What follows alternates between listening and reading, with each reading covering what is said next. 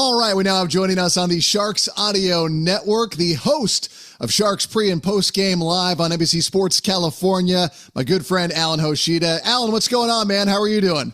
What's up, Ted? It was a good day. We went down to practice. Then we hit the gym. We're feeling good for the opener. Dude, I am excited for this for a variety of reasons, but just because we all saw what could be there last year. And I know we talked about how fun they were for a last place team, which is, that's great. It's better than being a boring last place team, but we're all waiting to watch this team take the next step. I just think the first question is, in your opinion, how should we be defining that first step, that next step? Is it playoff contention, or is it simply not being a team that's, hovering around 20 wins? I say not out of it by the new year. Like hovering around there for the new year would be good. It's kind of what I thought last year's next step would be as well, hanging around to the trade deadline and making Mike Greer's job a little bit harder. Now, some things happened last year where they traded off pieces early, so it made the trade deadline a lot more no-brainer. But I think if they could stay, relevant through the new year, that means, they're not going to maybe sell off everybody in November or a Mackenzie Blackwood trade in early December. But that all starts with October. Right. And I know everyone talks about October being, messy hockey guy, people figuring out who they are. Well, that's a great opportunity if you're a team that is projected to be in the bottom five to catch teams when they're not ready. And if you're the San Jose Sharks, you need to start faster. We were at practice today, and I asked the guys, they don't want to look at the last 2-3 years where Octobers have been brutal for them. But they have to get off to better starts. And even if that's just 3 wins in their first 10, that's a better start, right? 4 wins in their first 10. Like, it just has to be better. And so I think it all goes back. A good step would be having a 400, 500 record in the first 10. I don't know if that's going to happen because you start with Vegas and Carolina and you go to Utah. But I think the next step is just being competitive from the get-go. I agree. And I think that compete, it's one of the 4 C's we've seen from Ryan Warsofsky's core tenets of this year. But I do think, and you can tell me whether or not I'm crazy to think this way, I do think there is a chance that because this team is young and excited, led by Macklin Celebrini at the vanguard of that youth, we're going to see more Shakir Mukhamadullin. We're going to see William Eklund continue his ascent. We're going to see Will Smith, Michael Misa, Sam Dickinson, Yaroslav Askarov. I know there's more names we could add to the mix, but I'm not going to be surprised if they kind of get not necessarily hot right at the start, but if by the time they are into November and December, that they are floating around that playoff discussion, because I think sometimes that youthful vigor can carry them further than maybe we would look at it as saying, well, these are what their parts are, but the sum is greater. I mean, am I wild and just totally out of my mind to think that could be a possibility? I mean, I'm not saying they're going to make the playoffs. I just won't be surprised if they get off to a pretty decent start that has people saying, hey, look at the Sharks, and then it peters out as we get later into the year. You got to ride the vibes, right? Right now, there's around the Sharks, there's a lot of optimism. There's more optimism than last year because we know what Macklin Celebrini is, and he's going to be with Will Smith, and that's going to be a tandem that's going to go together all year. And so if they can get off to a quick start, then everyone's going to come with them. Toffoli, the veterans too, right? You're also talking about the young guys, but also the veterans are going to feel their best at the beginning of the season. You would think, hypothetically, if everyone's 100%. But so I think you're right on there, right? The young guys are going to be antsy to go, and the veterans are going to feel at their very best before they start taking shots and they take hits and they start breaking down a little bit as the year goes on. So, I think that's the key. If they can get off to a good start, then I think their season, it's going to allow the fan base and even maybe the temperature in the room just to kind of stay kind of even keel. Like, who cares? After the new year, things might happen that they taper off, like you said. But at least they started well, and the temperature of the room, they can see the productivity happening. They can see product looking better, turning into wins, and they got to finish. They got to finish the third period. That's going to be, objective number one. I mean, last year we saw it, Al, all those games where they lost by 1 goal or one plus an empty netter, to where they were taking a tie game or a lead, be it at home, on the road, into those third periods, and the third period just completely got away from them. Do you think that with some of the pieces they've added, whether it's a Skinner, whether it's a Kurashev, whether it's a year's more experience for Eklund and Celebrini and Will Smith, do you think those collective pieces can allow the Sharks to be that much better in the third period when it is crunch time, when games are won? I don't think it's going to hurt, right?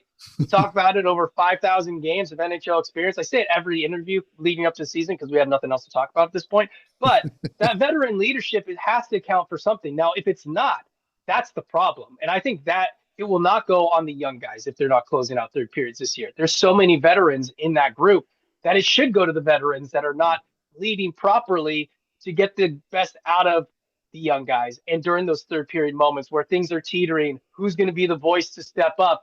Right now, it looks like Tyler Toffoli is going to be that voice. Yes, there is no captain, but Toffoli has the A the entire time. And I think he has the respect of the room, so he's going to be a voice. You got Klingberg, you got Reeves. I think Reeves, if you're at the preseason games, you can hear Reeves screaming from up in the press box. And yes, obviously, there isn't a full tank, right? Literally and figuratively when we're talking about preseason games, but Reeves is going to be a big vocal piece. And I know there's questions about what he has left in the tank. Well, he looked great in preseason, but also if he's not playing the 50 or 60 games or the 70 games or whatever it is, he's going to be a presence in that dressing room that's going to teach the young guys how to carry themselves. He's been around the best in the game. And so I think they've insulated themselves with better veterans. You got Nick Leddy, Klingberg, Orlov, Orlov's going to be big for Shakir Mukhamadullin.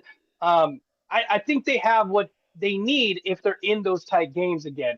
Now they got to get in those tight games again and hopefully don't take a step back, because we also have seen during rebuilds or builds, depending where you're looking at it, there's always that optimism when things look better and they get a little better. And then next season, well, they just take a step back. You have to keep pushing forward and you have to keep being in those close games, being competitive, and then you need to finish it with your veterans.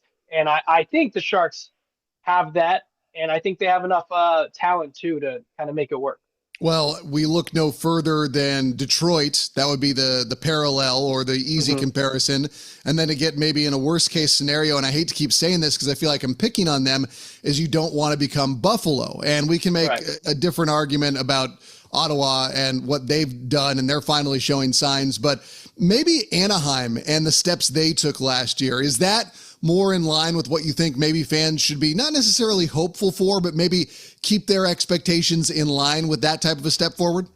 Yeah, I think that's got to be the best case scenario, which is Anaheim was right around playoff picture until the end of the road. They made some moves too throughout the year that are going to pay dividend this year, right? Like they got Jacob Trouba and they got Kreider in the offseason, but Trouba was last year while they're kind of still competitive. And so maybe that's something that Greer can do, is bring in a guy that's going to help them kind of push. But yeah, I think best case scenario, 60 to 70 points. I know Ducks were a little bit higher than that, but that's what you got to expect. You have to hope that that's where it goes.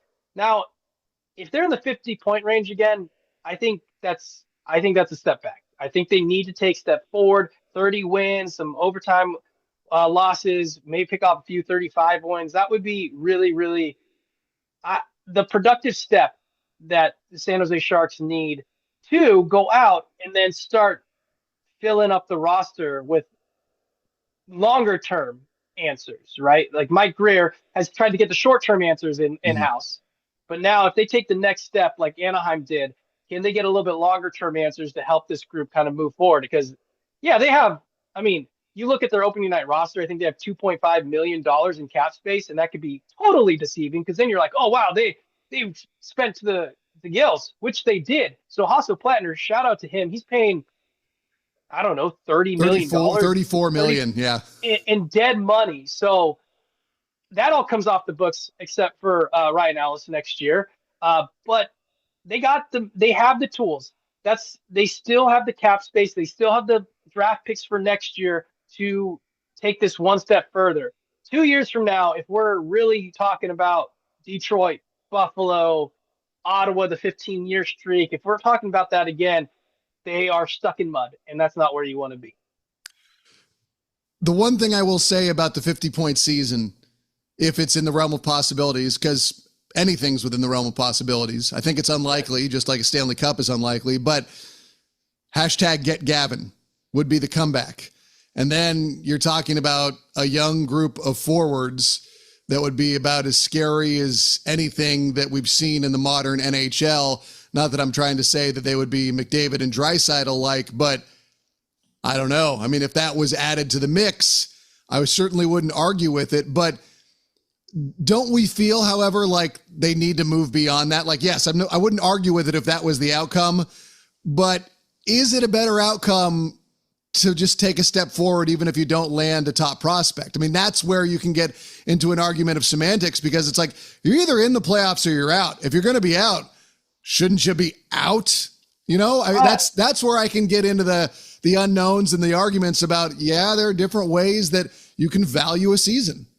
Yeah, I think I only question that in the sense of the New York Islanders won the first overall pick. We saw it last year. The Sharks did exactly what you're talking about, kind of at the trade deadline, trade everyone off, even maybe trade off an extra piece in Fabian Zetterlund. They end up last in the standings, best odds for number one, and they don't get it. They have a team that was 10 spots back, jump all the way up. So who's to say if the Sharks just play hard, play competitive, get a couple extra wins, and they can still get the luck of the lottery? And I think that's the problem. And the great thing with the lottery is that it keeps everyone in the bottom 10 kind of in it, but it also doesn't ensure you the first overall pick if you are the worst team in the league. And so I think for the Sharks, the fan base, everyone involved, they got to be thinking wins. And they got to be thinking, how can we take a step forward? Because they already have their generational talent, right? In Macklin Celebrini.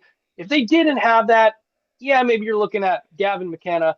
And also, on top of that, you start building all your forward group out. I know the salary cap is going crazy right now, and it is going to go crazy.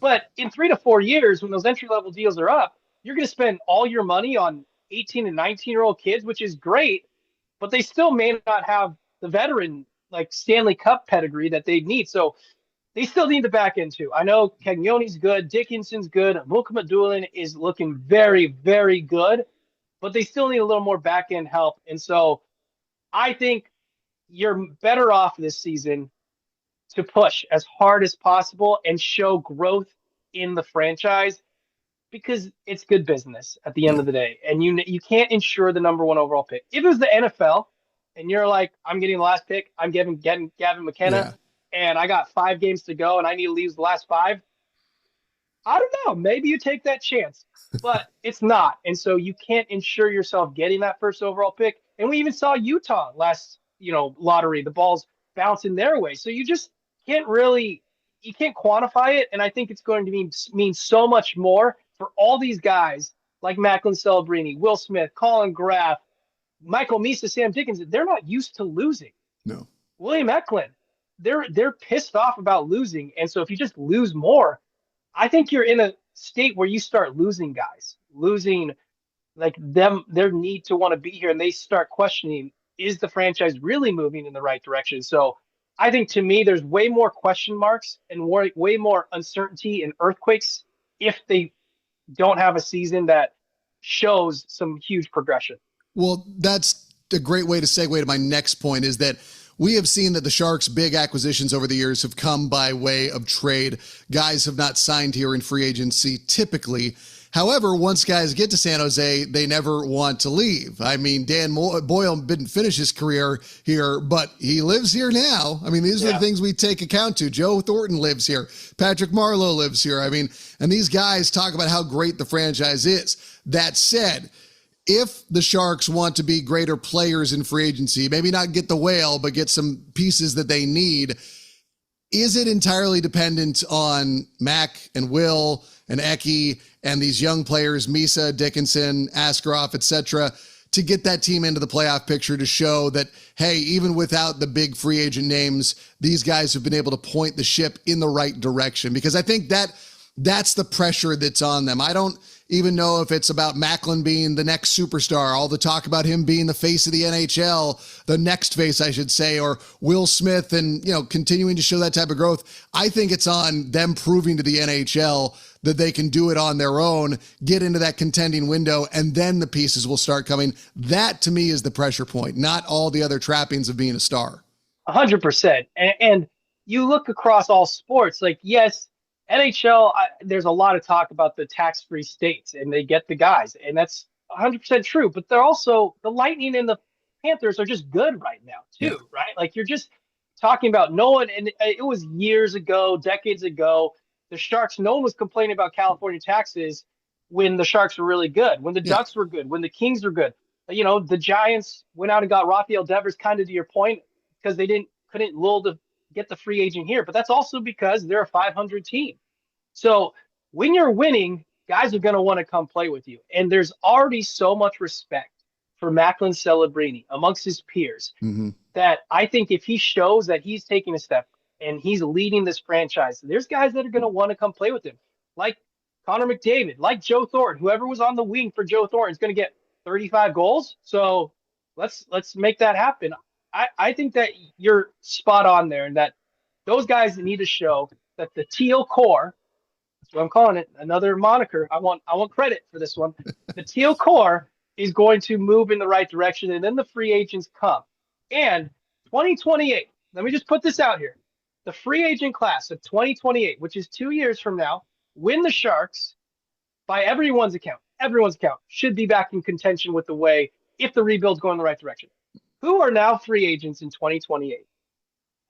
Connor McDavid, Austin Matthews, Zach Werenski.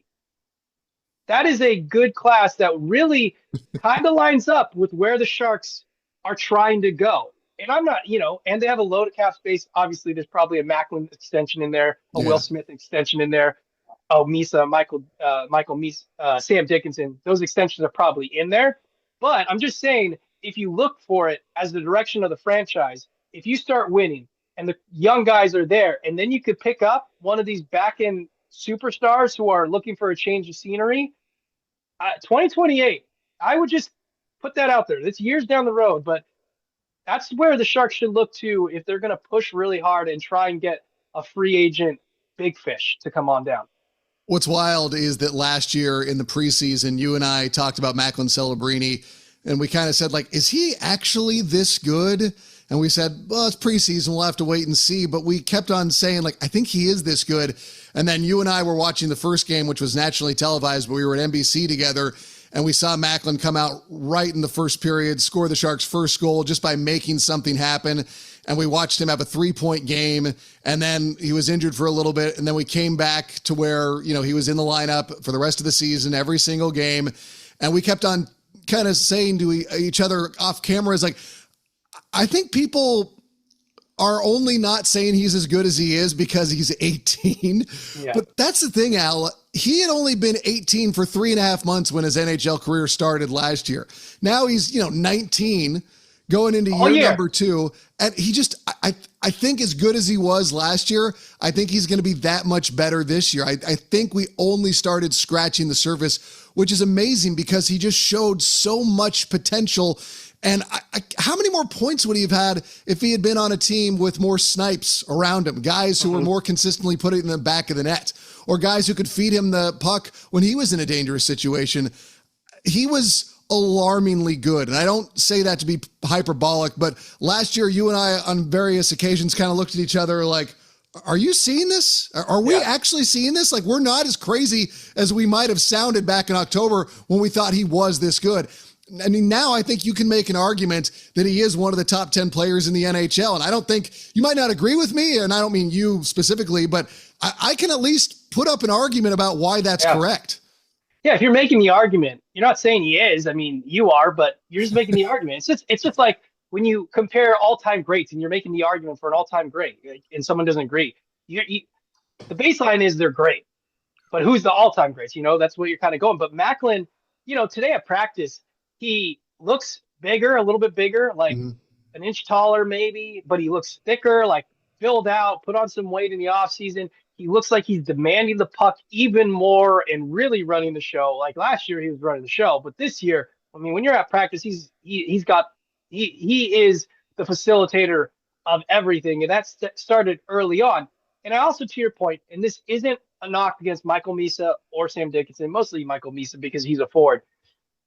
Celebrini dominated every point of the offseason last year. Training camp, dev camp, rookie face-off, preseason. When he was on the ice, he was noticeable every single time. And at that point, like you're saying, we're like, is he the best player on the ice?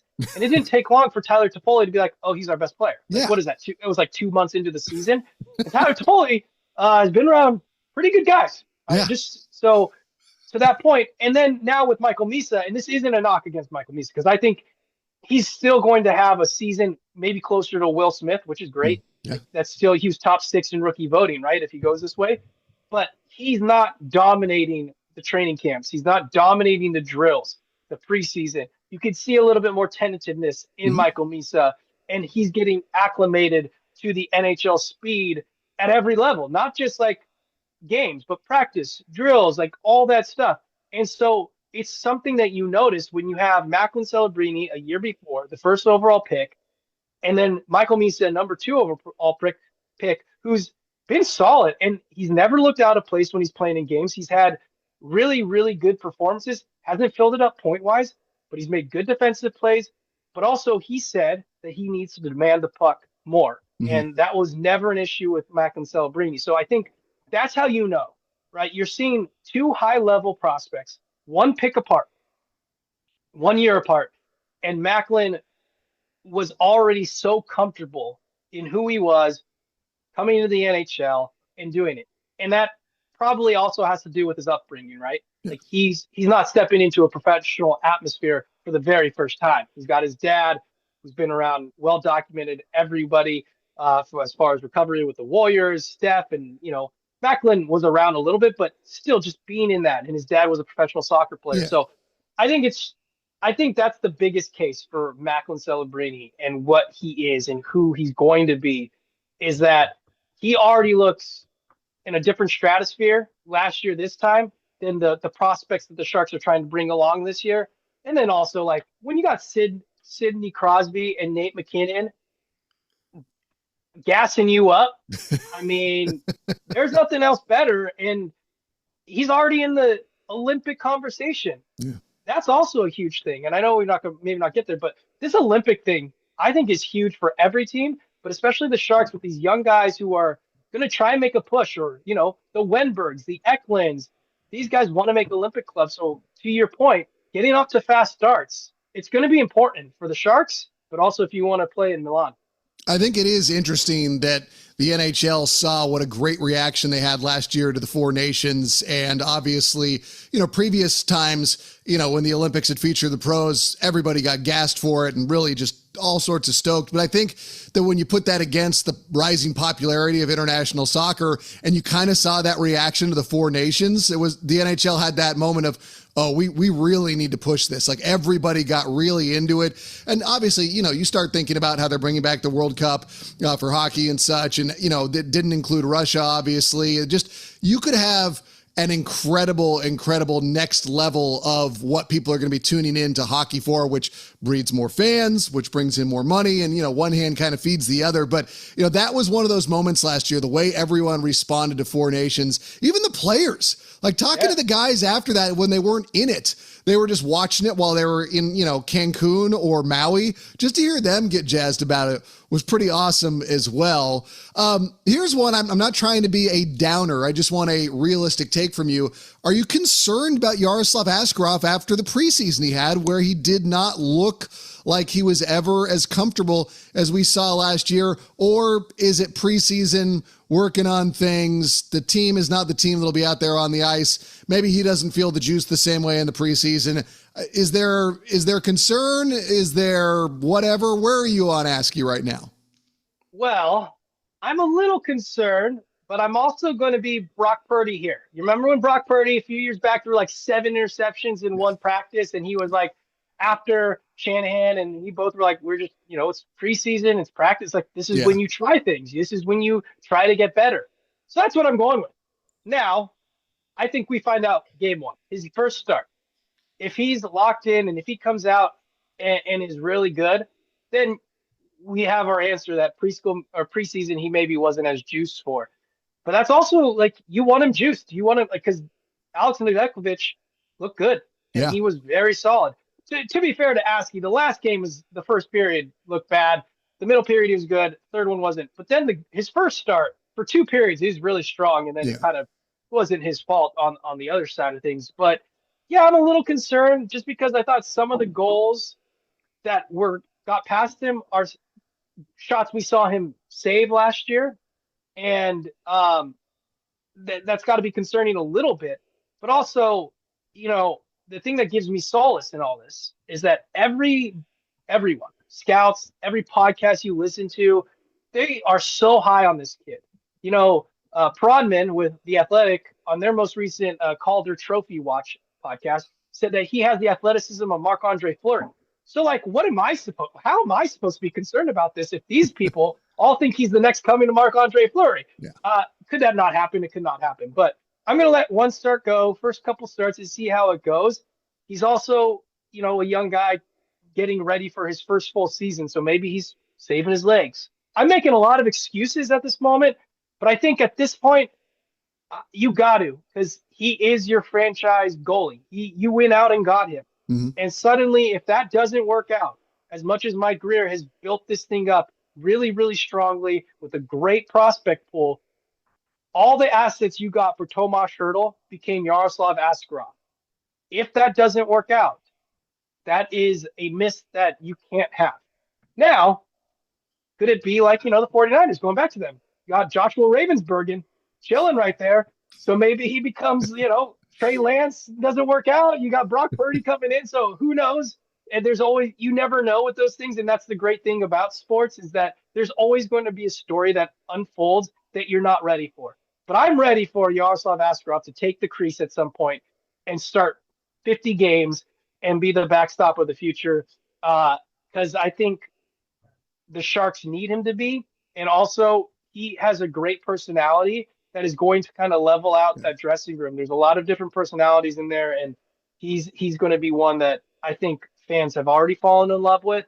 And so if you can market that, I don't know, you can market a third string quarterback these days. So maybe you could still market Yaroslav Askarov if he's not your starter. I've hit on a lot of the big points now. Is there anything that I haven't touched on that is particularly at the forefront of your mind? I think how difficult it seemed like the cut down was is something to take notice.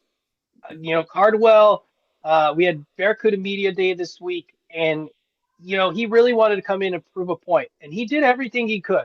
He made it as difficult as possible. Then you have Pavel Regenda, who I think put himself on the map in front of Sharks' eyes.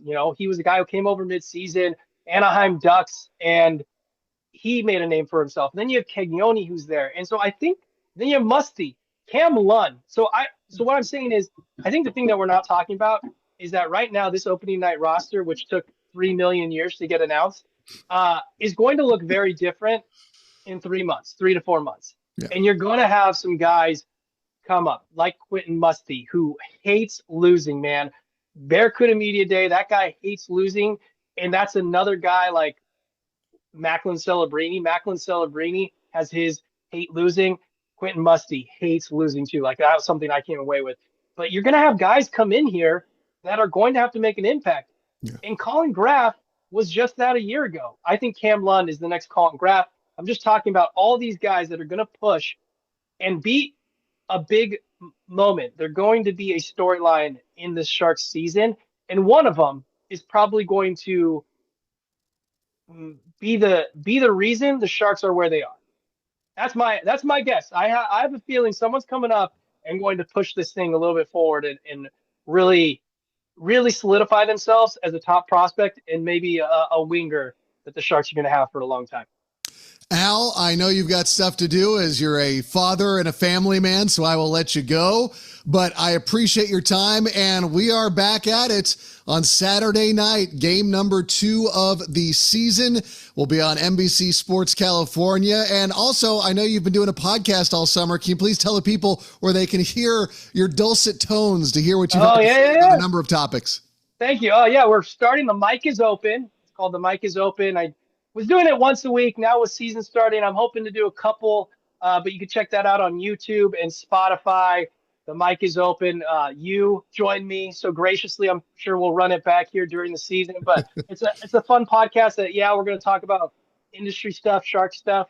I have people throughout the industry come on, not just here locally, but also like career advice. And big thing for me is dad advice. And hopefully we'll get some ladies on there. We haven't yet, but some parenting advice, some mom advice. So I just think we have multi-layers to all of us. And the more we show those off, I think is helpful. And also for the next generation of broadcasters who are being told you can't have a family, you can't do this with your life. I think it's good to show them that at a certain point, yes, early on, you're going to lose a lot of stuff, but like sleep, you got to go.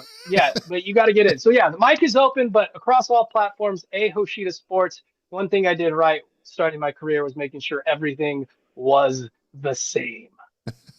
Al, you're the man. I appreciate your time as always. I will see you at the tank for game number 1, and then we'll be together Saturday night at NBC. All right. Chomp chomp. Let's go.